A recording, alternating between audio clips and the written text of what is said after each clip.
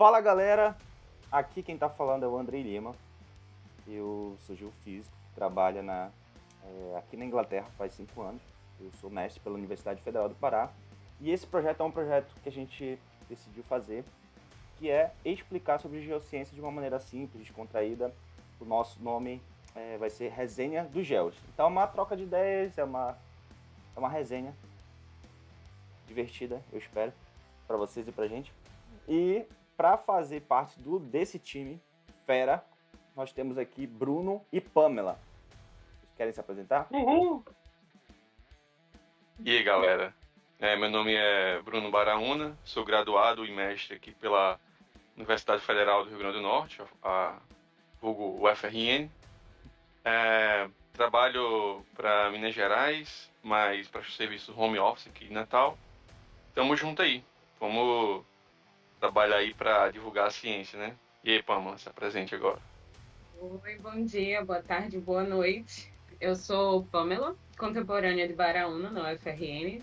Estudamos juntos, tanto graduação quanto mestrado. Atualmente trabalho, né, do Rio de Janeiro. Cada um está em um local diferente, acho que a gente nem citou isso, que seria muito bacana. Andrei, diretamente de Londres, Bara, diretamente de Natal, a cidade mais bonita do nosso país. E eu do Rio de Janeiro, né? A segunda cidade mais maravilhosa que a gente tem. Há controvérsias, né? E a gente E a gente está aqui para contribuir com o conhecimento de vocês sobre geociências. E é isso, espero que vocês gostem, aprendam e se divirtam e gostem de ouvir as coisas que a gente tem para fomentar no conhecimento das Beleza. geociências. E para tratar esse assunto, a gente escolheu um livro que é muito popular na nossa formação, fez parte da minha, fez parte provavelmente da maioria dos estudantes de geociências, de geologia, de geofísica, que é o Para Entender a Terra. Esse livro, atualmente, ele está na 8ª edição, mas a edição que nós vamos trabalhar é a 4ª, porque é a mais popular, que estão em todas as universidades, em todas as bibliotecas. Então, pega o livro, lê junto com a gente, e depois que você lê o capítulo 1, você vem para cá, para essa resenha, para aprender algo além do que está no livro, beleza? Então, essa é a ideia, tá bom? Então, vamos compartilhar aqui. Vamos lá. Bruno, Pamela, estão vendo? Sim. Sim. Então, essa aqui é a versão mais atual desse livro. Se você quiser comprar, tá aqui a versão disponível.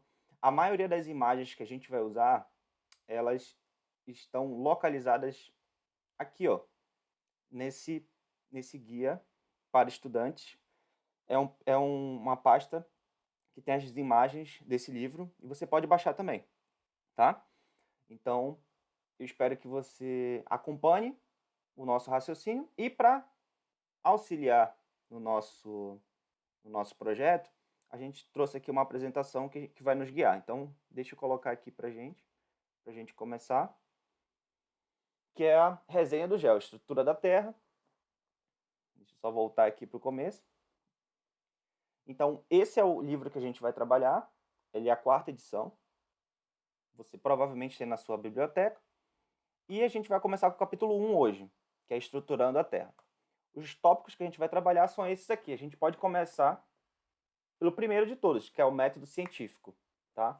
Então, nós temos algumas discussões, algumas trocas de ideia. O que vocês lembram aí ou querem comentar sobre o método científico, pessoal? Cara, eu quero começar. Porque eu acho que a parte do método científico é o que vai estruturar toda a nossa vida acadêmica. E eu acho que uma passagem muito importante, já fazendo associação com coisas diretamente da geologia, é de como foi levantada a hipótese da deriva continental, né? Vocês lembram o nome do primeiro estudioso que é, começou a fazer analogias, né, de encontrar fósseis em diferentes continentes e começar a pensar que em algum momento da vida da Terra os continentes já estiveram próximos, né? E conseguir enxergar que ao longo da história geológica eles foram se separando, foi criando um oceano intermediário. Vocês lembram o nome do cientista? É o Wegener. É Wegener. O nome dele é escrito meio estranho, tem mais do que deveria. Mas tudo bem. Então, ele foi a primeira pessoa que começou, que a gente tem documentado, né? Que pensou sobre que o universo, que o nosso planeta, os continentes já tiveram e um super grande continente chamado Pangeia. Só que a ideia dele não foi muito bem aceita, porque a hipótese que ele pensava sobre isso não se sustentava, né? Ele via alguns elementos nos continentes, a estrutura como os continentes podiam estar agrupados, ele tinha esse entendimento, mas ele não tinha base suficiente para defender o seu argumento. E isso daí foi, vocês lembram o ano que ele pensou sobre isso? 1915? Foi. Exatamente, Sim. foi bem por aí. E essa ideia caiu por terra, né? Ela ficou conhecida como poesia, alguma coisa assim, poesia, geologia poética. Alguma coisa assim, como se fosse só firulas da cabeça do próprio Wegener. Até que, na década de 60, finalmente, a gente conseguiu ter um entendimento, né? Porque na época que ele teve esse entendimento, essa visão dele, não tinha como se sustentar cientificamente. Era só uma hipótese, E nesse não uma tópico, tese. nesse tópico eu queria fazer essa primeira analogia, Distinção. distinção, Aham. né? Qual a diferença entre hipótese, tese e teoria? A hipótese ela é uma explicação provisória. Ela é uma explicação ali temporária de algum conceito, não necessariamente é o correto, tá? A tese ela vem com uma proposição de ideias com mais argumentação, enquanto que a teoria, além de ter hipóteses e teses mais bem fundamentadas, eu consigo replicar, ou pessoas independentemente conseguem observar o fenômeno. Então, no caso, por exemplo, da deriva continental, que é a principal ideia desse livro, é que ele teve algumas evidências, ele teve algumas hipóteses, que era, por exemplo, o encaixe perfeito dos continentes, mas a explicação que ele encontrou naquele momento não necessariamente era a melhor explicação. Ele achava que os continentes se movimentavam pela atração gravitacional, e depois os físicos concluíram que não era o suficiente para arrastar os continentes. Né?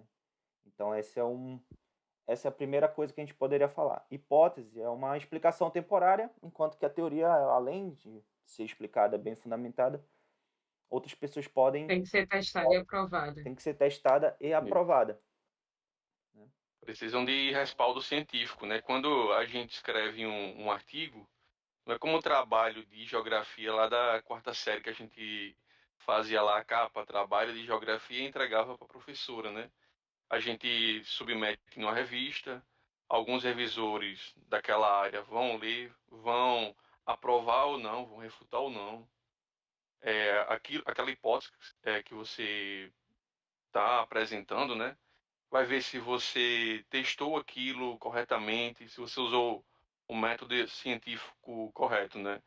Não sua hipótese, uma hipótese por hipótese é igual a palavra acho, não serve para muita coisa. Ela tem que ser, ela tem que ser testada.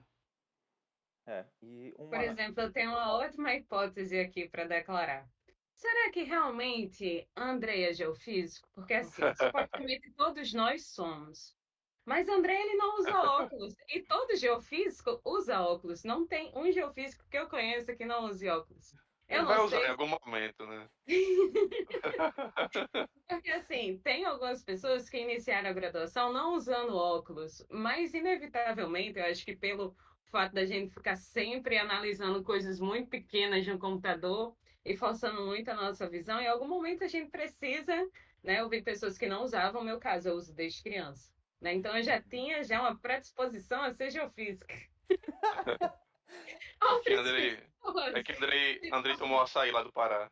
É uma, é uma boa outras Deus pequeno. hipótese. pessoas realmente se tornaram geofísicos durante a graduação, forçando e perdendo um pouco da sua visão, tendo que usar óculos.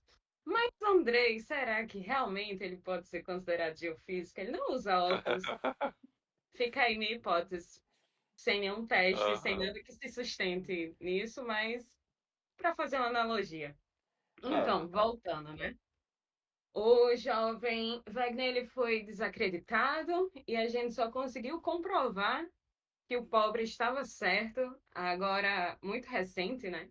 Na década de 60. Que bichinho. aí a É. gente faz apoio, né, de toda a tecnologia que a gente já conseguiu desenvolver. Mas, voltando, né, começou assim, na Segunda Guerra Mundial, né, o pessoal escavando o assoalho oceânico, né, foi descobrindo algumas coisas que a gente nem conseguia ver, né? Por exemplo, cadeia mesoceânica, foi vendo assim as costuras que permeiam o nosso planeta. E aí foi ganhando entendimentos. Hoje em dia a gente tem a sísmica, né, com batimetria, que ajuda no nosso entendimento. A gente consegue monitorar sempre toda a movimentação das nossas placas. A gente tem tudo isso em tempo real, inclusive. Todo dia a gente comprova essa teoria da deriva continental. A gente não viveu na época da Pangeia, mas a gente consegue modelar muito bem como ela seria naquela época. Isso. E essa aula, essa vai ficar pro capítulo 2, já te convidando para o nosso segundo episódio, onde a gente vai falar da tectônica de placas, como é que funciona, quais são os limites. E nessa aula, provavelmente a aula uma das mais importantes da geologia, porque ela que estrutura todas as outras coisas que você vai estudar. Nesse capítulo 1, ele vai desde a formação do universo até o sistema solar e a formação da Terra, que é uma coisa que eu queria falar aqui, que a gente pode entrar nesse tópico, que é a formação do nosso universo. Então vamos lá, formação do universo e do sistema solar. Deixa eu voltar aqui para a nossa tela. Estão vendo aí? Eu acho que Sim, só ainda para tá carregando. fechar a questão do método científico, né? Só para vocês ficarem atentos da importância que isso vai ter na sua vida acadêmica, né? Não tem como você finalizar nenhum curso e você ganhar um diploma sem que você escreva e disserte sobre. Então, Uhum. para que você consiga fazer isso, muitas vezes você vai testar ideias de outras pessoas, né? Até você chegar no mestrado ou doutorado e você seja capaz de evoluir com suas próprias ideias. E muitas vezes você não vai encontrar outras pessoas que fizeram algo semelhante ao seu. E aí você vai ter ganhado toda essa maturidade, né? Então é importante ter uma base muito sólida desse conhecimento do método científico, que ele vai embasar toda a sua vida acadêmica, E né? De o. testar e de fazer de uma forma que seja replicável, para que Exatamente. outras pessoas sempre consigam reforçar sua tese, sua teoria, para que ela não seja só uma hipótese. Exatamente. Uma coisa legal que eu falei, essa parte eu não posso falar, né? Que eu falei no outro episódio que a gente perdeu, culpa minha, que é o exemplo do bolo, né? Tipo, eu tenho uma hipótese, eu quero fazer um bolo mais gostoso. Aí qual é a minha hipótese? Se eu colocar mais fermento, o bolo vai ficar mais fofo e, consequentemente, vai ficar mais gostoso. Essa é a minha hipótese. Aí eu aplico a minha metodologia científica, eu faço os preparos, pego as quantidades dos ingredientes para misturar tudo e no final obtenho os resultados, que é o meu bolo, e eu posso comparar ele com outros bolos. E aí eu posso ter ou não a confirmação de que a minha hipótese estava certa. Eu coloquei mais fermento, ele ficou mais fofo e, consequentemente, ele ficou mais gostoso. Essa é uma boa hipótese? É uma boa hipótese, mas até eu comprovar, não necessariamente aquilo está certo. Então, nesse caso aí, por exemplo, eu posso ter colocado mais fermento para ele ficar mais fofo, e ao invés de ele ter ficado mais gostoso, ele ficou um pouco mais pesado. Ele ficou mais ácido. Ele acabou não ficando tão bom quanto eu achava que ia ficar bom. Então, às vezes, vocês têm algumas ideias durante a graduação, mestrado, doutorado, que você acha, pô, essa ideia é legal, mas essa hipótese é legal, mas até tu comprovar que aquela tua ideia pode ser replicada e ela tem o resultado que você estava esperando, você tem que fazer vários testes para chegar naquela conclusão. Então, o método científico ele é quase que uma receita de bolo que você tem que preparar de uma maneira que o outro consiga replicar na casa dele, lá em Natal, no Rio, em qualquer lugar que ele esteja. Então, essa é a reprodutibilidade do experimento, ela precisa ser honrada, né? Então, essa é uma coisa para falar também sobre o método Isso. científico. Só puxando o gancho aí, Andrei. Uhum. É que, tipo assim, pronto, o Andrei criou a hipótese dele aí do bolo, né? Aí eu posso aqui em Natal replicá-la, né? E aí eu posso pegar a receita do bolo de Andrei e melhorá-la e passar para frente. Daí outro cientista, Pamela, vai pegar a receita do meu bolo, que eu já peguei de Andrei, e vai replicar. O que eu quero dizer com isso, né? Tem o primeiro professor de geofísica da história, um cara chamado Viescher, lá da Universidade de Göttingen. Ele era físico e geofísico, né? E ele queria explicar a Terra, o que é que tinha debaixo dos nossos pés, né? Então ele passou a observar o sistema solar. Explica isso, como ele observava, né, que a Terra, o sistema solar era abundante de meteoritos. Esses meteoritos eram formados por uma liga metálica composta de ferro e níquel, que eram um material denso, né? A densidade acho que de 8 gramas por centímetro cúbico.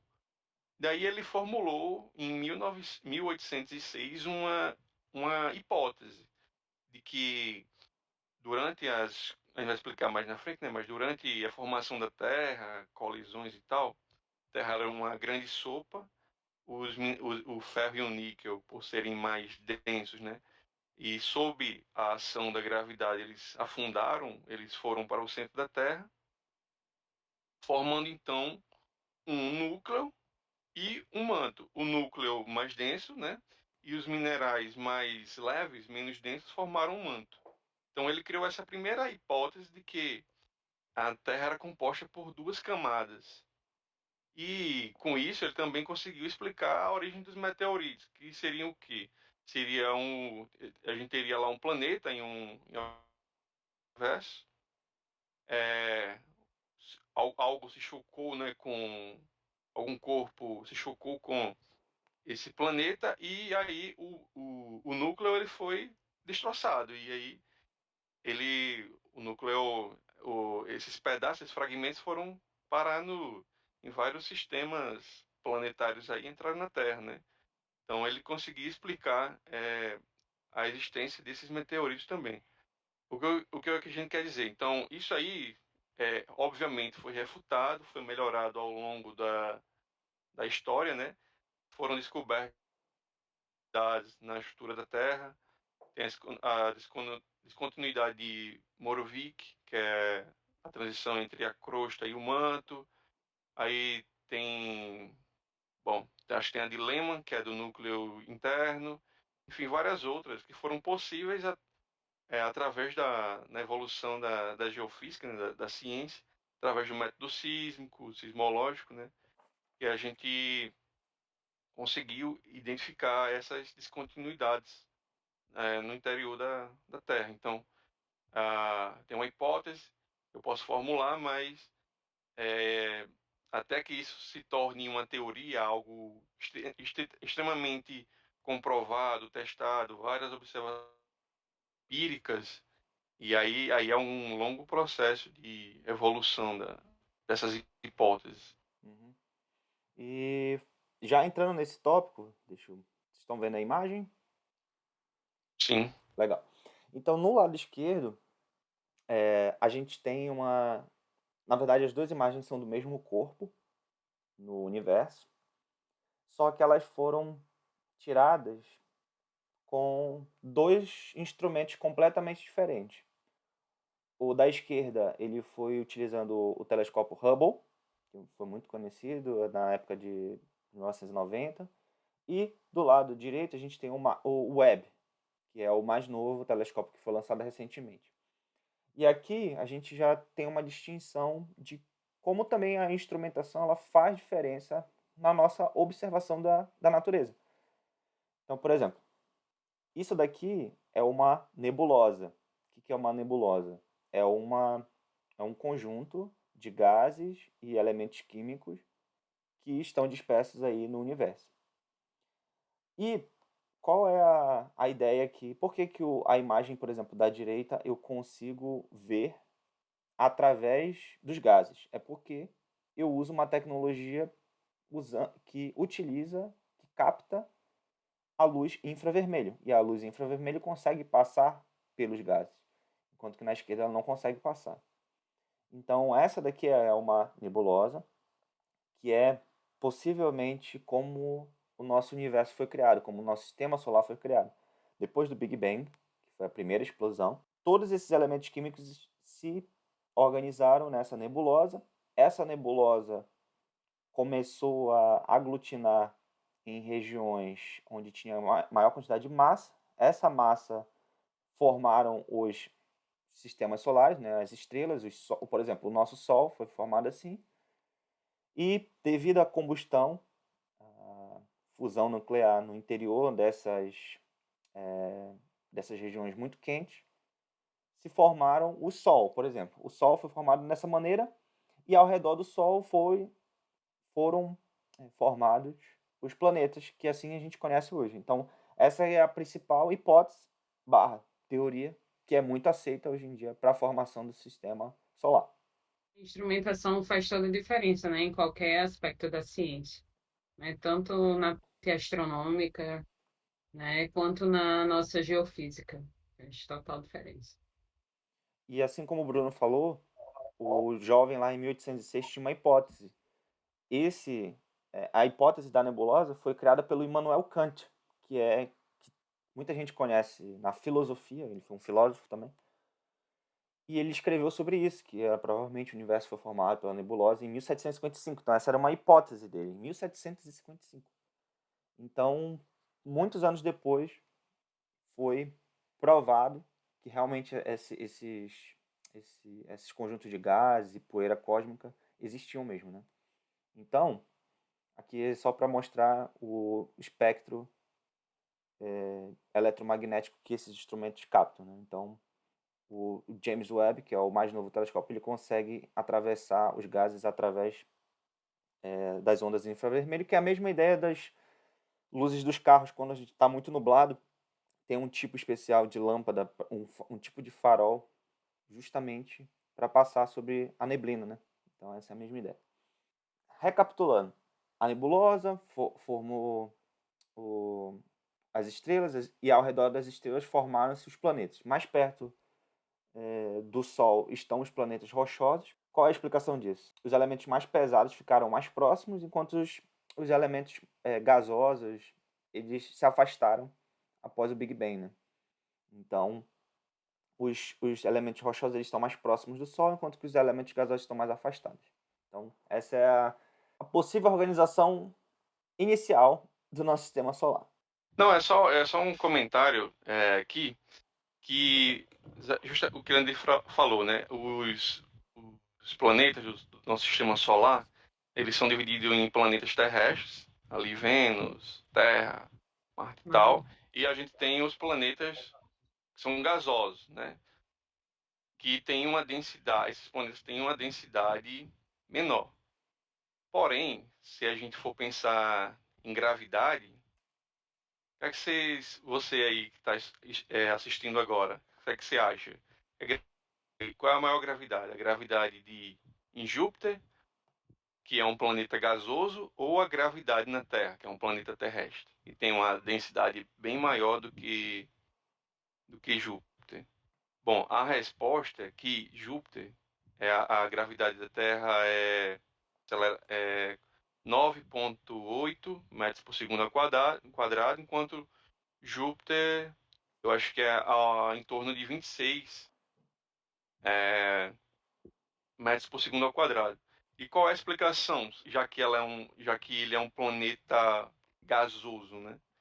É que a gravidade, ela é uma grandeza diretamente proporcional à massa. Embora Júpiter seja um planeta gasoso, Júpiter tem 318 vezes, aproximadamente, a massa da Terra. Por isso essa gravidade bem maior, mais que quase 3 vezes o valor da gravidade na Terra, né? É Só essa. extremamente denso, né? E justamente por isso que ele consegue captar tantos gases assim e se tornar tão grande, né? Que se ele não tivesse essa densidade tão grande no seu núcleo, ele não conseguiria captar tanto. Teria já sido perdido E, esses gases. e outra coisa que a gente pode falar em cima disso é a distância, né, que esses astros eles estão da gente, né? Geralmente, quando a gente está falando desses corpos celestes, a gente está falando de uma distância que a gente com certeza não vai chegar em vida lá. Por enquanto, a gente ainda não tem tecnologia para chegar em vida, por exemplo, em outra galáxia. A gente ainda não tem isso, né? E aí eu só queria falar sobre a questão da distância, né? A distância, por exemplo, que a luz percorre. Essa é a minha cola, peraí, eu tenho que olhar aqui. Aqui, isso aqui é a distância que a luz percorre em um ano, que é um ano-luz. Todo mundo conhece como um ano-luz. Então, um ano-luz equivale a 9,46 trilhões de quilômetros. Então, é muito. Então, toda vez que você fala, essa estrela, por exemplo, aquela nébula lá, ela está 7.000 anos-luz da gente. Então, ela está 7.000 vezes 9,46 trilhões de quilômetros. Então, está bem longe. Então, a gente, mesmo que a gente consiga viajar até lá na velocidade da luz, vai demorar muito tempo. Então, a não ser que a gente consiga viajar numa velocidade maior que a velocidade da luz, a gente provavelmente não vai conseguir ver ao vivo, né? Então, essa é uma coisa legal. Então, vamos voltar aqui para o slide. Eu tava falando em mudo. Eu Você, tava dizendo, ou então, até a gente fazer o nosso buraquinho de minhoca, né? Porque mais rápido do que a velocidade, do que a gente percorrer a velocidade da luz, é a gente encurtar o nosso espaço-tempo e perfurar e já conseguir chegar lá. Então, eu não sou tão descrente assim quanto o Andrei da gente não conseguir chegar em outros lugares do universo de forma tão. A gente ainda não tem os mecanismos. Mas a nossa história muda muito rápido, né? Eu recentemente até compartilhei com os meninos sobre a questão de como foi difícil construírem a LED azul. A gente nem imagina, né? Porque LED é algo tão banal hoje, mas precisou do cara realmente usar de alquimia, né? Para ele conseguir fazer uma LED azul. E antes dele conseguir fazer, aquilo era impossível. Só conseguiria fazer LED vermelha e no máximo LED verde, mas LED azul, que é a de maior energia, era considerado impossível. É que tudo é impossível até que a gente consiga fazer e replicar e ser viável. Mas a nossa história muda muito rápido. Porque tem pessoas que estão sempre estudando e batalhando e não se rendem a não obter aquele resultado, assim como esse cara. Que outras pessoas tentaram, falharam, outras pessoas. É igual a. Pô, aí eu também tenho que lembrar de outro cara que fez a lâmpada, né? De Nikola Tesla. Que aprendeu 999 formas de não fazer e uma que deu certo. Então. Cara, não à toa o simbolismo, né, de ideia é uma lâmpada. Pense que nos dois casos foi muito difícil para conseguir chegar e obter esse resultado. É por causa disso que quando o pessoal tem uma ideia assim, parece aquele símbolo da É lâmpada. sempre uma lâmpada, né? Eu acho que realmente tem um mérito e esse simbolismo é muito importante, porque os dois caras, os dois casos, eles deram sangue, viveram justamente para isso. Então, e foi coisas assim impossíveis, né? Que não tinham uma base. Eles não subiram tanto em ombros de gigante nesse caso, eles foram gigantes. Fazendo aqui a analogia à frase de Newton. Nesse tópico, a gente já está formando o setup. Qual é o setup? Teve o Big Bang, nébulas, sistema solar. A gente está no nosso sistema solar. A gente estava de boa lá. Nossa Terra estava girando de boa no eixo, no seu próprio eixo. Estava lá de boa. não tinha inclinação, né? Até que veio o quê, Bruno? O que veio e bateu na gente? Sim, acho que em torno de 4,5 bilhões de anos, tem uma. Isso é uma teoria chamada teoria da grande colisão, né? Então, essa é a principal teoria, mas tem. Acho que eu devo ter lido outras, né? E tinha um corpo celeste que ele era mais ou menos do tamanho de Marte. Esse corpo se chamava Theia. Então, quando a Terra estava ali lá no seu iniciozinho, há 4,5, 4,6 bilhões de anos, quando a gente ainda era uma sopa, vamos dizer assim, esse grande corpo, né, se chocou com essa bola quente, né, com essa sopa quente, e tinha arrancado um pedaço da Terra, como mostra aí na ilustração. E daí, esse corpo, né, entrou em órbita e se tornou o nosso satélite. Essa é uma das teorias. Eu vi uma simulação, justamente essa semana saiu no. Pode falar o nome do jornal aqui? Pode, né? Não Pode. pode. A Public aqui pro jornal. A No pública. G1, que. No G1 eu vi uma simulação lá nesses supercomputadores aí, que esse processo da Terra, desse corpo se chocar com a Terra e arrancar dessa bola da Terra, né, então, essa bola pastosa, isso foi formado durante apenas em algumas horas. Pô. É, enfim, essa é uma Hipótese. hipótese, né? Exatamente. Então, mas está sendo testado aí, né? Foi testado. Vocês podem procurar aí na internet que vocês vão achar essa matéria. Mas tudo que tá na Não internet é sei se eu verdade? expliquei, Andrei, como você queria. É. Não, pode ser refutado, né? Pode ser, deve, né? Eu A achei que gente tudo que ter tivesse na tem que ter um olhar internet. crítico, né? Não, pô, óbvio que não. A gente não deve obedecer a tudo, né? Porque já imaginou se a gente sair por aí obedecendo todas as placas? E estourar de beber Coca-Cola, né? Ok. É. Então vamos lá. Então, basicamente, a Terra foi atingida por um bólido, né? Você estava esperando o Bruno Embólido isso. falar isso. Eu queria também ouvir, porque é a parte mais, sabe, picante, bólida. Um bólido. Mas eu falei o nome, é porque eu falei o nome correto É a Teia, né? Foi a do Teia. astro que colidiu. Teiazinha, né? Teiazinha. Aí a Terra foi atingida por esse corpo muito grande. Ela virou uma sopa bem quente agora, com vários elementos químicos, onde os elementos químicos mais densos e mais pesados, eles entraram para o fundo, né? Foram para o fundo. Enquanto que os mais leves, os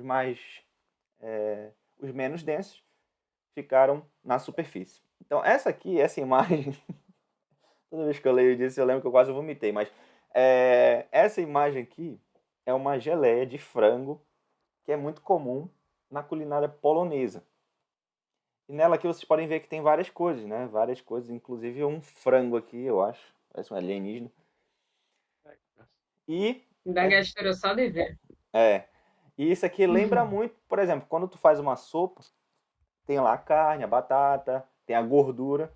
Quando ela esfria, fica na geladeira por muito tempo, fica aquela gordurinha em cima, né? Fica tipo uma camadazinha assim, enquanto que a carne e as coisas mais pesadas elas ficaram. Então, imagina que a Terra, ela é basicamente assim, foi formada assim, e isso explica muito porque a gente não tem tanto ferro na superfície da Terra, enquanto que a gente tem muito ferro no interior da Terra. E aqui, nessa mesma ideia, a gente pode ver que tem uns corpos meio que flutuando aqui e tem um negócio que formando quase que uma ilha vulcânica aqui. Então a gente já vai entrar nesse tópico. Mas antes, vamos estruturar a Terra. A Terra ela tem várias camadas. Então, ela tem a crosta, o manto e o núcleo. O núcleo ele é dividido tanto em núcleo externo quanto núcleo interno. E a crosta, por si só, ela é a parte onde nós vivemos, mas ela é a parte mais fina de toda a massa da Terra. A massa dela é 0,4 de todo o o volume da Terra, né? Então, percebe que a gente vive num pedacinho muito, muito, muito pequeno, se comparado à imensidão da Terra. E é até por isso que eu acho que o pessoal da Terra plana acha que a Terra é plana, né? Que ele só vê um pouquinho assim, acho que ele... Enfim, ele só vê um pedaço e eles acham que é plana porque eles não conseguem ver a curvatura da Terra. Não, o pessoal só acredita que a Terra é plana. Quem acredita? Que é minha fanfic, né? Porque eles querem se tornar mais fortes à força, né?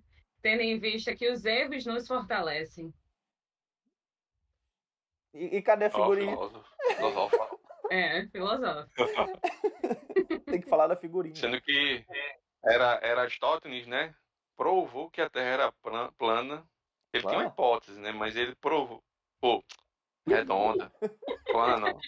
Essa foi a Desculpa, hipótese para outra. desculpa, gente. É só dislexia. É muita É, informação, seu. ele mostrou, calculou lá, há 250 anos antes de Cristo, qual era o circunferência, né, e raio da Terra. Era Aristóteles, né? Era um cidadão lá de Alexandria, ele era quem organizava lá, tomava de conta da biblioteca de Alexandria. Ele era, obviamente, né, estudioso e tal, e um morador de uma cidade de Siena, sabendo que ele gostava dessas coisas, né, falou: Ô, senhor Aristóteles, em um dia lá do ano, algum dia lá de junho, né, tem um poço profundo lá na cidade de Siena que, quando dá meio-dia, né, a gente tem sol a pino, esse poço é totalmente iluminado. Ou seja, ele tem um raio solar é, reto, né, assim, em relação ao pulso, né? Aí Aristóteles, ele falou essa informação para Aristóteles, né? E Aristóteles fixou lá na cidade de Alexandria, uma estaca. Então aí ele viu que na mesma no mesmo horário essa estaca não ficava, ela não, tipo assim, ela não ficava sem sombra. Ela tinha uma certa sombra, certo? Aqui é a estaca e aqui é a sombra. E formava um ângulo aqui de 7 graus. Então, aí, ele sabia também que a distância de Alexandria para Sina era mais ou menos 800, 700 quilômetros, se eu não me engano. Daí, se você usar a geometria, né?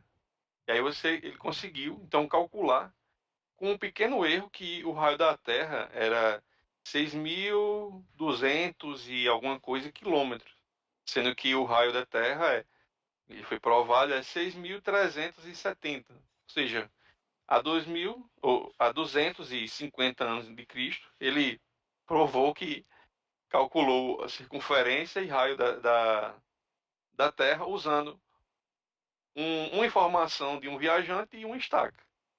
Então, bom, o cara provou, né? Então você que é terraplanista, explica pra gente também. Mas se você for terraplanista, eu tenho uma ideia para você. A gente tem um Pix aqui, aí tu coloca a tua mensagem e manda o Pix. Aí a gente te escuta. Sacanagem. Vou criar Manda um. aí o dinheirinho no Vai chat. fazer igual o Pablo Marçal se defendendo no Fritando, né? Ele tentando. Vai ficar pagando pro pessoal para tentar se defender. Vai lá, eu acho que é uma boa ideia. Eu curti. Então vamos lá, vamos continuar aqui. Esse cálculo está detalhado, inclusive, no capítulo 1 do Para Entender a Terra. Vocês que está lá melhor detalhado, né? Não vou explicar todo aqui. É um cálculo simples, mas vocês podem ver lá direitinho com as ilustrações. Continue, André. Beleza. Então, só recapitulando aqui, é que essas camadas da Fazer a Terra. merchan dele agora. Aí eu vou Também. fazer a propaganda aqui, né, do pai. Pai tá on. É, aqui é o Grand Canyon. Por que eu não peguei a imagem do Grand Canyon do livro? Porque eu achei pior que essa. Então, aí eu peguei a minha. Claro, exatamente. Isso é melhor. Você tem que se valorizar, sabe? É, Não, né? não adianta. A Autoestima, né, gente tem pai? que saber o nosso valor e reconhecer. E qualquer outro não teria a sua escala, né? Então, E tem uma coisa interessante que esse tênis, quando eu me mudei, eu perdi ele. Eu nunca mais achei. Eu só levei um lado pra cidade que eu me mudei. E essa calça eu tenho até hoje, inclusive. Eu tenho ela desde 2014, faz 10 anos. Mas ok. Aí, o que que tem nessa imagem que eu acho legal? É que a idade da Terra, os registros que a gente ainda tem nas rochas, né, elas variam no Grand Canyon de 2 bilhões de anos, bem no fundo do Grand Canyon, até 250 milhões de anos no topo. Então, a gente consegue ainda datar coisas de milhões e bilhões de anos. Como é que a gente faz isso? A gente usa a datação radiométrica, que a gente pode tirar até um tempinho para explicar depois, mas a datação radiométrica se baseia na meia-vida, e essa meia-vida também foi uma das coisas que é, revolucionou a nossa ciência, a datação usando meia-vida, enfim, de vários isótopos e usando esses decaimentos. É uma coisa também que foi recente, é uma coisa recente para explicar uma coisa que a gente já observava. Então, às vezes a gente não, às vezes vai demorar anos e anos para comprovar uma ideia. Por exemplo, Einstein tinha a ideia, a hipótese que estava lá nas suas equações a presença das ondas gravitacionais, que é uma onda que mexe no tecido espaço-tempo. E a gente só conseguiu comprovar recentemente usando o laboratório, usando uns lasers lá, mas então às vezes a gente não tem o equipamento necessário para fazer a medida e comprovar a hipótese, mas apesar de a hipótese existir há muitos anos atrás. Tá? E aqui a gente pode falar um pouquinho sobre o tempo geológico, já que a gente está nesse tópico. O universo ele foi formado há 13, 14 bilhões de anos atrás. Depois disso, 4,5, a nossa Terra e o sistema solar foi formado. E a partir de então vieram vários outros registros que a gente conseguiu usar as rochas para recordar isso. Aí a Pamela tem uma frase muito legal que eu esqueci, mas quer falar sobre o que as rochas são? o primeiro passo, né, para a gente entender é a diferença entre rocha e pedra, né? Pedra é o que o pessoal anda fumando por aí e rocha é a nossa memória natural da Terra, né? Onde por meio das rochas que a gente consegue estudar toda a evolução. E tem uma frase muito boa também, fora essa, né, da diferença entre rocha e pedra, que o geocientista é um intérprete das relações entre o homem e a Terra. A gente consegue, através das rochas, que é a nossa biblioteca da nossa Terra, a gente consegue montar o quebra-cabeça que foi da construção, né, há 4,56 bilhões de anos, milhões de anos, na verdade, 4,56 milhões de anos, quando o nosso planeta surgiu e começou a se solidificar, até hoje, né? No tempo zero, digamos assim. O momento presente é o momento zero, porque a geologia vai estudar o passado. É tudo de trás para frente. E Então, começa aí, né? No Adiano. Começou aí no Adiano, né? Não tem esse nome à toa. Hades, né? O deus da Hades é o deus de quê, meu Deus? Do inferno? Do calor? não sei. Coloca aí, editor, coloca aí. Enfim. Tem. Fala. E demorou aí pelo menos 1 milhão de anos até começar a surgir a vida, porque Hades reinou aqui durante 1 bilhão de anos. 1 milhão de anos. Você fica confundindo a escala de tempo? Meu Deus. E foi quando começou a ter condições suficientes, né, da construção da nossa atmosfera. Se resfriou um pouco mais, né, a Terra, foi fazendo a diferenciação, né, os elementos mais densos foram indo para o núcleo, né, a crosta da Terra foi se resfriando, havendo todos os processos de convecção que ainda existem até hoje, porque a gente não virou Marte ainda, né, isso tudo até começar uma base sólida para a existência da vida, dos primórdios da vida aqui no nosso planeta, foi 1 milhão de anos. E aí você, pequeno calorinho, não consegue entender que tudo na vida você tem que esperar o momento certo, né? Não adianta ser no momento que você quer. Tenho certeza que quando a Terra se formou, ela queria já habitar a vida, mas ela demorou 1 milhão de anos, caralho. Não, corta essa parte. E... Ê! Rapaz! Cadê a Vamos lá, Revô. bateria? Cadê a bateria? Cadê? Cadê? Essa vai, ô louco, bicho. Tá, então. Oh, Deixa eu só voltar aqui. Vocês estão vendo a minha tela? Agora não. Beleza. Deixa eu voltar aqui. cara, eu acho legal trazer mais uma descontração. Não precisa aloprar tanto assim, mas funcionar mais como uma conversa que talvez a gente não fique tão Ah, nervoso, sabe? Funciona muito bem, pô. Funciona. Não, e o Porque legal. é assim até massa. só poder ouvir como se fosse um podcast. Não, eu acho legal, porque. Só uma coisa aqui que é meio confusa. Quando eu tava lendo também, eu errei, eu acho. Eu achava que era 4.000. 4.0, não, é 4.000, né? Então é 4.000 milhões de anos, né? Então é 4 bi aqui, né? Por exemplo. 4 Bia. É meio estranho, né? Tem É. uma analogia massa que eu vi, né? Para assim, para a gente tentar entender o tempo geológico, que é o seguinte: a Terra tem 4,6 bilhões de anos, né? É Aí vamos. bilhões mesmo, e toda a vida estava entre bilhões e milhões. Nossa, tem Não, que ajeitar isso. bilhões. Eu falava milhões, mas é bilhões. Eu estava totalmente errada. Por isso que está em mil, né? É 1.000, pô, é meio Mas é estranho. 3,5 bilhões de anos quando começou a vida, É, 4,56 bilhões de anos quando o nosso. sim. Aí deixa eu só voltar na analogia rapidão. É que, tipo assim, se a gente condensar os 4,6 bilhões de anos em 24 horas, cada hora, vamos colocar na nossa cabeça, teria 193 milhões de anos, certo? Aí, só pontuando algumas coisas que surgiram, né, ah, nessa escala geológica aí que Andrei está apresentando. Então, a vida multicelular, ela só veio surgir há 600 milhões de anos. Ou seja, isso seria às 21 horas e 12 minutos desse tempo geológico, né? Outro fato interessante seria o quê? Os dinossauros. A existência dos dinossauros foi em 230 milhões de anos, né?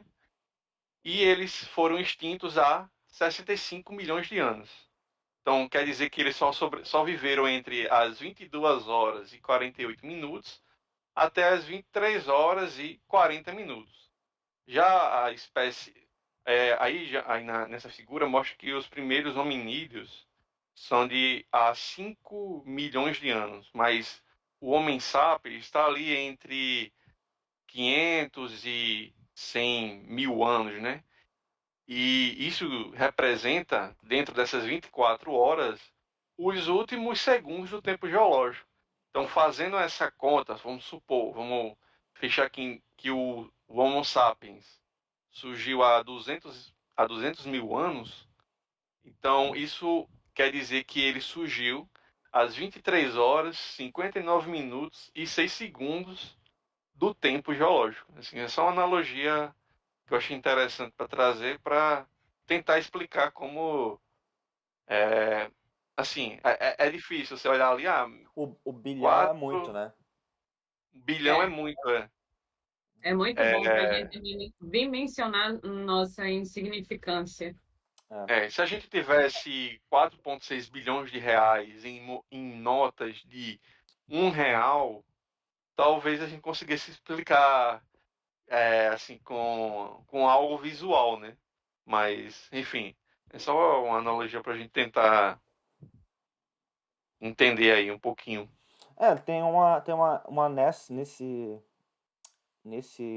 ideia que tu falou agora da nota de R$ 1, que é a do celular, né? O celular, mais ou menos, hoje, ele tem ali 1 centímetro de espessura. Tem uns mais grossos, os mais finos, mas geralmente é 1 centímetro de espessura. 1 centímetro, isso é 1 centímetro, tá? Um celular, 1 centímetro, beleza? Imagina agora 1.000 celulares. 1.000 centímetros. Esses 1.000 centímetros dariam 10 metros de celular empilhado. Se eu colocasse 1 milhão de celular empilhados, daria 10 quilômetros de altura. 1 milhão de celular, 10 quilômetros de altura. E se eu colocasse 1 bilhão de celulares, isso daria 10.000 quilômetros, que é maior do que o raio da Terra. Então é uma coisa tipo muito absurda, é muito grande, né? Então é por isso que os geólogos eles tentam trazer toda essa experiência que a gente observa hoje e tentar traduzir o que aconteceu no passado, né? Então tem uma frase muito clássica, né, dos livros de geologia, que eu vou até ler aqui: o presente é a chave do passado, que é o famoso princípio do uniformitarismo, que é o que a gente observa hoje, nos ajuda a entender o que aconteceu no passado. Não necessariamente todos os processos têm que ser lentos, né, como a gente acha que pode ser Sim. lento. Pode ser uma coisa muito abrupta, como, por exemplo, um asteroide cair e matar os dinossauros. Formação da Lua. Formação da Lua. Então, não necessariamente algo lento, mas pode também ser muito, muito, muito rápido, né? Por exemplo, se vier agora um asteroide de, sei lá, 10 quilômetros de diâmetro, provavelmente metade da população vai morrer, assim, muito rápido, instantaneamente. E a outra metade vai demorar alguns outros dias para morrer, porque vai criar uma nuvem de poeira muito grande, vai encobrir o Sol, e sem energia solar a gente vai ficar com frio, né? E é uma coisa muito... A gente acha que não, mas eu acabei de vir aqui, eu fui no parque ali, e aqui na Inglaterra... Peraí, deixa eu sair daqui. Aqui na Inglaterra, a gente não tem muito sol. Então, geralmente, quando tem sol, a galera vai pro parque, vai andar. E, tipo, a gente acabou de fazer isso agora. E aí tava um sol bacana, tava 12 graus, eu acho, na hora que a gente saiu. A gente ficou lá no sol, bacana, fotossintetizando. E aí, da feita que saiu o sol, veio o frio, assim. Aí põe jaqueta, põe tudo. Então, por exemplo, a energia que vem do sol muda muito o nosso dia, muda o que a gente faz no dia a dia, muda o que a gente consegue fazer no trabalho também, dependendo com o que você trabalha. Então, isso é uma coisa que uma coisa que muda muito rápido. Por exemplo, num próprio dia dá para mudar o clima muito rápido. Então, às vezes é uma chuva, um tornado, um desabamento. Uhum. Uma pergunta aí para vocês deixarem aqui nos comentários se você chegou até aqui, né? Se o Sol, pergunta número 1, quanto tempo leva para chegar um raio de Sol lá do Sol até aqui na Terra? Essa é a pergunta número 1. São horas, são minutos, são dias, enfim. Quero que vocês pesquisem e me respondam aqui. Pergunta 2, número 2. E se o Sol se apagasse? A gente teria quantos os minutos você descobriu, né? A gente teria o último raio de Sol ia chegar nesse tempo, mas aí o que aconteceria para a Terra, para a vida humana, enfim? Qual você acha que são as consequências? Bom, aí fica só a pergunta. Aí a gente quer ver a interação de vocês aqui nos comentários. Então, o que a gente vai falar agora? A gente vai voltar aqui, ainda nessa ideia que a Terra ela é toda dividida em camadas, parece uma cebola. A gente vai falar sobre os sistemas e os componentes interativos da Terra. A Terra, a gente já viu, ela é formada em camadas. As principais são núcleo, manto e crosta. Né? Núcleo, manto e crosta. O núcleo ele é dividido em duas.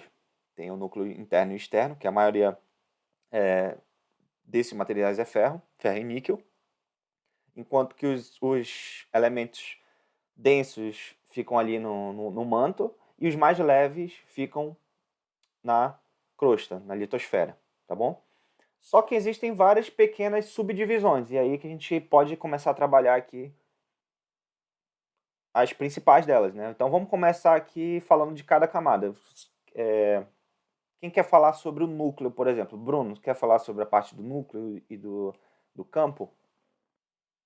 Então, pessoal, falando aí sobre esse sistema geodínamo, né, ali atrás, é, qual a relação dele, né? Vocês estão vendo aí um campo magnético que está sendo formado pela Terra e está protegendo a gente aí desses ventos solares que o Sol manda, né? Essas partículas carregadas de muita energia que a gente está sendo aí bombardeado, né? Mas tem esse campo está nos protegendo. Não é algo, obviamente, que a gente está vendo com nossos olhos, mas vamos tentar explicar aqui.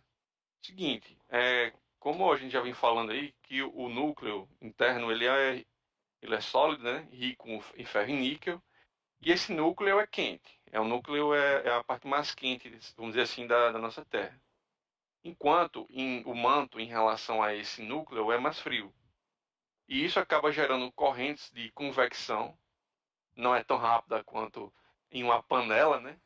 Mas há convecção de ferro líquido no núcleo externo, né? Ou seja, o núcleo externo está entre o núcleo interno e o manto. Então há essa convecção desse ferro líquido, junto com a convecção, a própria rotação da Terra, isso acaba gerando correntes elétricas. Essas correntes elétricas, por sua vez, geram um campo magnético que se estende no espaço, como vocês estão vendo aí. Então, qual a importância, né? Ou seja, a gente está vendo que a interação do núcleo interno com o do núcleo externo, do manto, para proteger a gente aqui que está na crosta, né? Vejam aí que há essa interação. Então, provavelmente não. Se a gente não tivesse esse escudo, né? Esse campo aí, que é o nosso escudo, a Terra ia ser bombardeada dessas partículas carregadas que são emitidas por esses ventos solares, né? E daí os nossos meios de comunicação seriam afetados,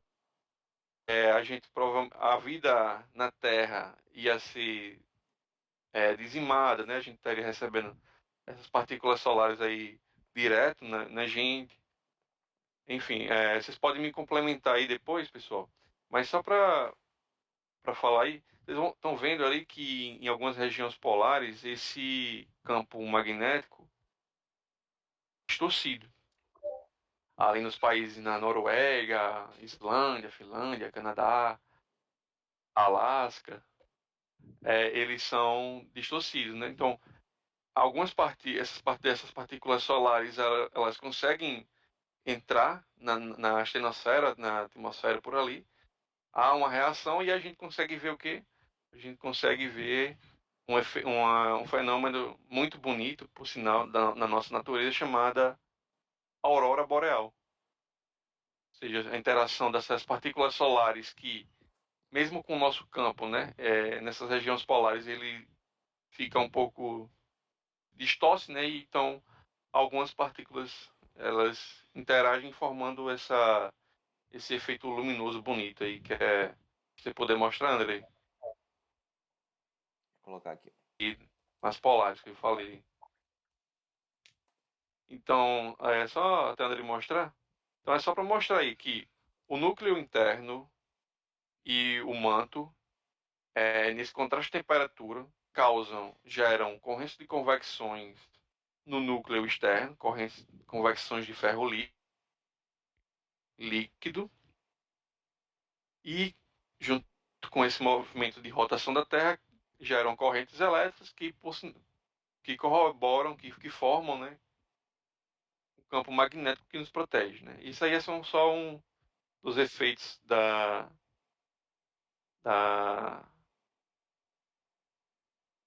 das partículas que ainda conseguem entrar nessas regiões, né, formando esse efeito aí. Bora usar um adblockzinho aí, Andrei. Fica vendo propaganda. Será que ele pode usar lá? Ele pode ser preso por usar Adblock. Ah, é? Então não use não. É, é. Não, Olha não. aí, Eu uso galera. VPN, mas VPN eu desligo aqui por causa que a internet fica bem ruim com VPN. Essa é uma coisa que eu ainda não fui ver, eu tenho vontade de ver. Só que tem Pois que. é, você tá mais perto que nós. É, Pois é. mas é frio, cara. Eu não gosto muito de frio, não. Uma coisa para acrescentar, né, que o efeito da aurora boreal é um dos efeitos mais conhecidos das ejeções de massas coronais que chegam aqui na nossa Terra. Mas outro efeito menos conhecido ainda que elas podem provocar, né, fora alguns transtornos panes elétricas, essas coisas, é você poderia ficar rico por meio de uma ejeção de massa coronal. Mas por que você não fica? Porque os bancos têm um sistema de detecção de aumentos instantâneos, assim, de, como é que eu posso dizer, de valores nas contas bancárias das pessoas, porque essas ejeções, elas desestabilizam os sistemas dos bancos, podendo disparar a conta bancária ou reduzir a zero a conta bancária de alguém. Então, os bancos têm algoritmos, né, para reconhecer que se isso não for de nenhuma transação que realmente aconteceu, foi de uma ejeção de massa coronal que afetou o sistema, e aí eles não deixam que isso aconteça. Mas sim, o sol tenta nos iluminar o tempo todo. E aí eu vou usar isso aqui, ó. Pra quem não sabe do que a gente tá falando, é o seguinte. Quando tem essas correntes de convecção e gera essas correntes elétricas, gera um campo magnético. O campo magnético da Terra, ele, na sua maioria, ele é um campo dipolar, né? Então, esse campo dipolar, ele parece muito com uma barra magnetizada, né? Então, parece muito. Obviamente, tem as anomalias, tem outras regiões ali que o campo não é completamente dipolar. E aí eu trouxe aqui um ferro líquido, que ele basicamente ele vai se moldando às linhas de força, né? Então, aqui ó, ele não está totalmente magnetizado. E conforme eu vou me aproximando aqui, colocando o ímã mais e mais próximo, esse campo vai ficando mais forte e o líquido acaba registrando o campo magnético que eu estou induzindo ele aqui. E é bem parecido com isso, que alguns elementos das rochas registram um campo magnético local durante sua formação. Então, quando a rocha está se formando, ela está bem quente, ela não consegue se magnetizar, mas conforme ela vai esfriando, ela vai conseguindo registrar o campo magnético e, inclusive, esses campos magnéticos foram a evidência primordial para a gente descobrir que a Terra estava realmente se expandindo, mas isso daí a gente vai deixar para o capítulo 2, beleza? Aí, eu só estou botando aqui para tudo. João Kleber, peraí. Agora, só para ainda voltar aqui nas camadas da Terra, a gente já viu que ela é formada de várias e várias camadas. E agora vamos falar um pouco sobre a atmosfera e os outros sistemas aqui, pessoal. Vamos lá. Ó, nós Mas é falamos só algo a acrescentar sobre a diferenciação, né, das camadas concêntricas que a gente tem aqui na Terra. Como foi que a gente descobriu ela, né? Essas camadas, foi através da geofísica, por meio da sísmica, né? Que são as ondas que conseguem percorrer o nosso planeta todo. A gente tá só na casquinha, né? Fazendo analogia com a maçã, a gente tá só na casquinha, né? Mas temos mais de 6.000, quase 7.000 quilômetros abaixo dos nossos pés, e somente a sísmica para conseguir percorrer, né, essa distância e trazer informações que a gente consiga identificar e entender realmente como é a composição da nossa Terra, né? Então, geofísicos, a menos essas informações, né? A gente só tem menos de um século que a gente conseguiu identificar as camadas da nossa Terra. Antes disso era tudo terra oca, essas coisas assim, sabe? Não, é só para diferenciar aí, né, nesses métodos geofísicos, né, tem uma tipo assim, o método, a gente tem um método sismológico, tem um método da sísmica, né? Então, na sismologia, onde a gente estuda as ondas geradas através de sismos, terremotos, enfim, é um método que a gente tem uma fonte passiva, né? E aí a gente estuda essas ondas que conseguem viajar por todo o globo, né? Já o método da sísmica, aí tem a sísmica de refração, sísmica de reflexão, nesse caso, a gente, a maioria das vezes, induz uma fonte. Pode ser através de um explosivo, pode ser de um caminhão chamado vibroseis, tem uma placa que eles induzem uma vibração no terreno ali com frequências específicas, daí a gente consegue entender. Nesse caso, onde os geofísicos, né, conseguiram identificar essas descontinuidades no interior da Terra, a gente estaria tratando ali de ondas e fontes em escalas maiores, né? Uhum. Em E relação ao natureza. método sísmico, exatamente, a Exato. natureza é diferente. O principal também, além disso que vocês falaram, só para complementar, é que como foi que a gente viu que o núcleo externo era líquido, por exemplo, né? A gente não foi lá e furou, né? A gente pegou os registros dos sismos ao redor do globo e percebeu que após um terremoto, a gente sabe que existem dois tipos de onda que são gerados, que são as ondas S e as ondas P. As ondas P são compressionais e as ondas S cisalhantes.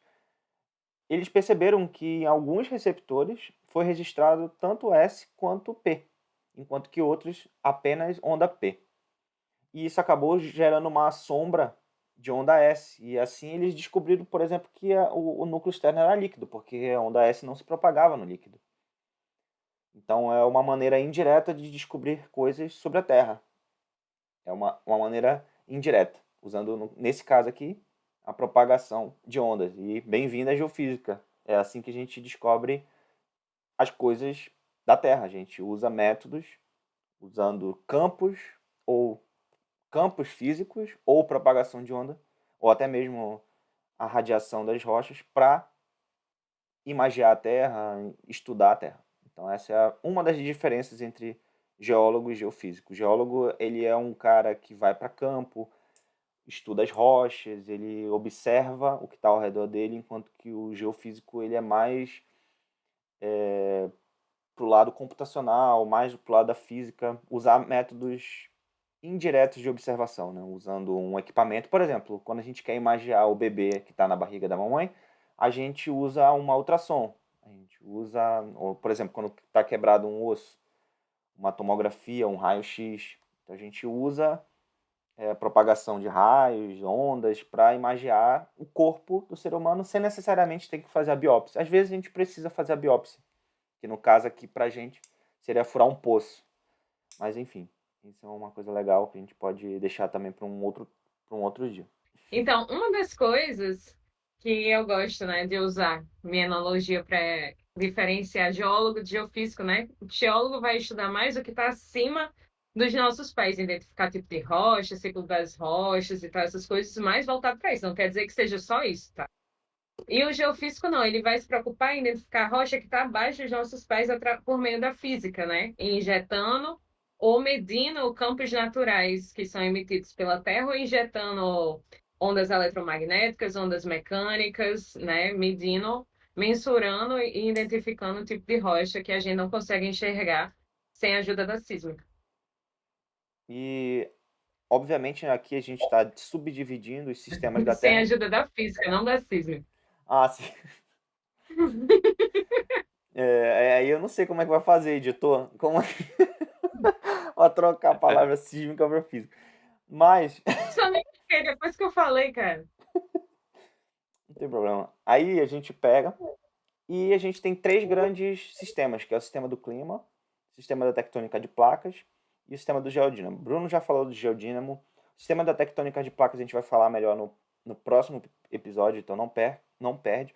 E hoje a gente vai falar um pouquinho sobre o clima, tá? Só para dar contexto, porque a gente usa bastante o sistema do clima. A hidrosfera a gente usa principalmente quando tu pede as tuas coisas da Shopee, Pamela. Shopee, Bruno Da onde que tu pede, Bruno? Da China aí. AliExpress, AliExpress. Tu patrocina geralmente. nós. Patrocina. Só não vai jogar vírus no nosso computador. Mas a gente A pega. verdade é que a gente usa todos os recursos, né, que a gente tem aqui na Terra como uma forma de facilitar a nossa vida.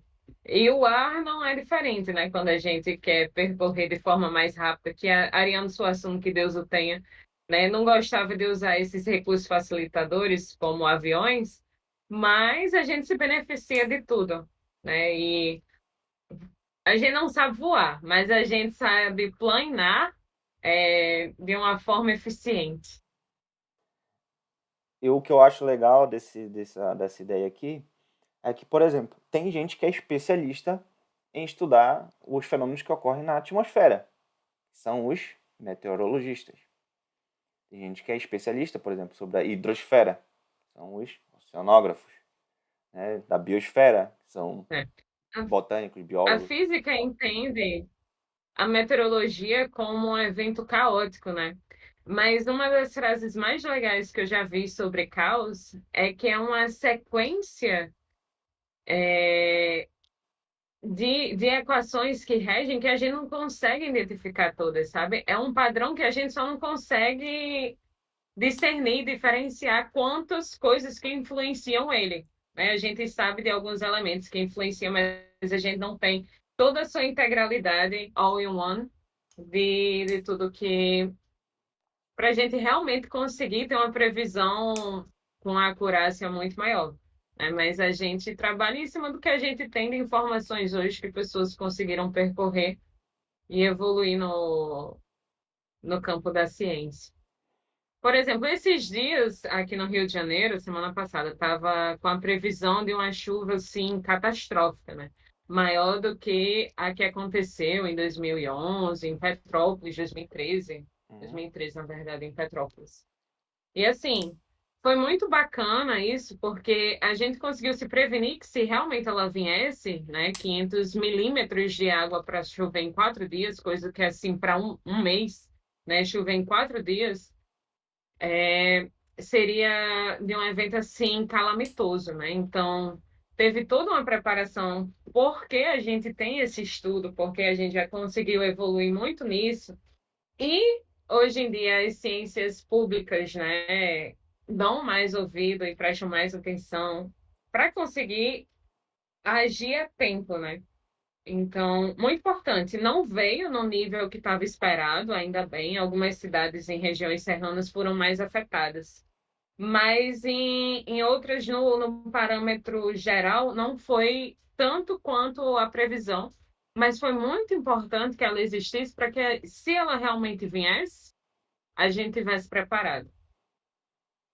E nisso também é legal falar que geralmente a gente estuda a natureza para entender ela, para depois conseguir simular ela. É, A gente tenta fazer isso, né? As previsões de tempo nada mais são do que essa estudo ali do que está acontecendo agora e tentar extrapolar a informação que a gente tem agora para o futuro, né? Então é uma maneira que a ciência também trabalha, estudar para prever. Então é uma ideia que a gente tem. Então, para acabar, a gente fez aqui um quiz bem rápido sobre os tópicos que a gente cobriu hoje. Obviamente, não falamos exatamente qual é a resposta de cada um dos problemas que a gente vai mostrar aqui, mas pelo contexto, vocês provavelmente vão acertar, beleza? Me falem aí se vocês conseguem ver, pessoal, Sim. tá? estamos vendo. Beleza, então esse aqui é o prestou atenção na aula, é o nossa maneira de revisar o assunto. Então vamos lá. É hora da revisão. É hora da revisão. Então aqui é Eu basicamente adorei. É hora da revisão. só pra galera dos. Eu acho que a galera de hoje em dia nem sabe o que é isso, né? Não que a gente seja muito velho, né? Mas a galera de hoje em dia não sabe com certeza o que é isso. Sabe não. Então vamos lá. Qual camada da Terra é composta principalmente de ferro sólido e níquel? Baraúna falou bastante. Ah, será que vocês vão acertar essa? Ah. Obrigação de acertar. Então vamos lá, é o núcleo interno. Ah, Errou! Errou! Gostei, faz de novo. A camada da Terra se comporta como um sólido, mas flui por longos períodos de tempo devido às altas temperaturas e pressões, é chamada de...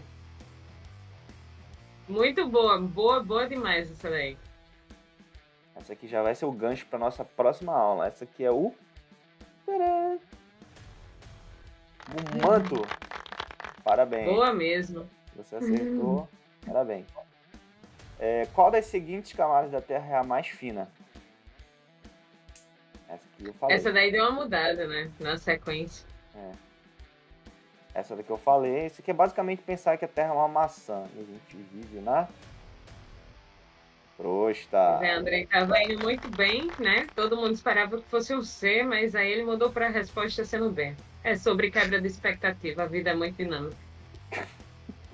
Qual é o elemento primário encontrado no núcleo interno da Terra? Essa aqui é só lembrar quando tua mãe pedia pra tu passar a roupa. Essa daí não vou dar palpite. Nada de A e de ser boa. Você vai ter que se lidar com sua própria concepção. Essa daqui eu ferro. E qual camada gera o campo magnético da Terra? Bruno falou bastante dessa. Será que é a cruz? Ou é o núcleo externo? Núcleo externo, muito bem. Então, Eu espero que vocês tenham gabaritado. te faz de doido e não acerta todas. Vai estudar, se não acertou. Então vamos lá, deixa eu voltar aqui. Acabar o nosso streaming. Bom, pessoal, esse foi o nosso primeiro episódio. Eu espero que vocês assistam, compartilhem, deixem o like, comenta aqui o que você... Se inscreva no canal, faz tudo que tem direito aí. Eu sei que é chato que às vezes tem que fazer o login, blá blá blá, mas, pô, dá uma força, né? Dá uma força aí pra gente. Até pra gente conseguir o patrocínio aí, enfim, da NASA, enfim, de todas as outras empresas que a gente tá pensando aí, do Paysandu, quem sabe eu consigo um patrocínio também. Mas vamos... Use o nosso canal como forma, assim, de complementar as informações que você já tem, sabe? Quando você tiver, assim, no seu tempinho livre e quiser algo informativo para preencher, né? De coisas, assim, que você não tá vendo naquele momento, mas que você quer saber, né? Quer dialogar com a gente, comenta, interage. A gente tem como dividir bem as coisas que a gente está fazendo e conseguir responder vocês. Estamos em um trio, né? Estudar não é uma coisa chata, né? Tem que ser uma... A gente tá mostrando aqui que estudar é uma coisa divertida. A gente reuniu aqui 3 amigos para falar de ciência e resenhar. 3 amigos, Fale sim, por faz você 3 aí. anos. Faz 3 anos que a gente sempre procura se reunir para ficar falando sobre as coisas, então é 3 mais ou menos coleguinhas, 3 coleguinhas. Enfim, esse Faz canal... mais ou menos uns 3 anos que a gente sempre se reúne para ficar trocando informação, assim, vídeo e tal. Então a gente pensou como que a gente podia usar isso para transmitir informação para outras pessoas, né?